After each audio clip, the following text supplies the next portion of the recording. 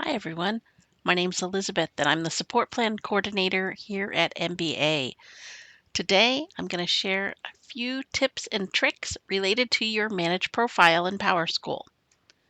We're going to navigate to our initials in the upper right-hand corner where we sign out. When we click there, we have the option to manage our profile. A new piece that PowerSchool just added is the initial student screen. We used to have limited options. PowerSchool has now given us so many more options to choose from. So if you are someone who does attendance, you may want your initial student screen when you open a student profile to be the attendance page. Maybe you work in enrollment and you want to see the student's enrollment history. Or how about if you need to reach a student's contacts often and you need phone numbers or to see who parents are, you might want to make the contact management page your page to display.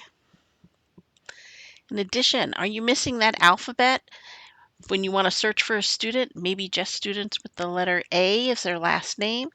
We can enable that. So now we can have an alphabet right there underneath our student search bar.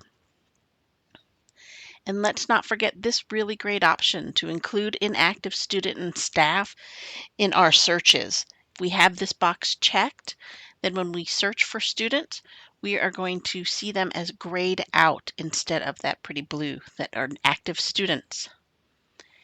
And we may have started to see in the new PowerSchool instance in the new EUI that you have the option to do a quick search in the blue navigation bar. I don't have that option right now. It's missing. That's because I have not enabled it. So I can enable some options here. I want you to notice there are 4 different groups you can enable: students, staff, contact, and page. You'll notice this display staff results is not an option for me to check to turn on. That's because my district has not enabled this. So since it's not set at the district office for me to have the option to turn on. But that's okay because I can still do students, contacts, and those are what's really important to me. So once I hit submit, I will be able to now see the changes that I've just made. The first thing we can see instantly is we have that search bar right here. If I navigate back to the start page, I will see I have my alphabet. And then once I start searching, I'll notice I have my active students in blue, and here's my inactive student. And let's go ahead and click on one of these students, and it should take me to what I have now chosen as my initial student screen, contact management.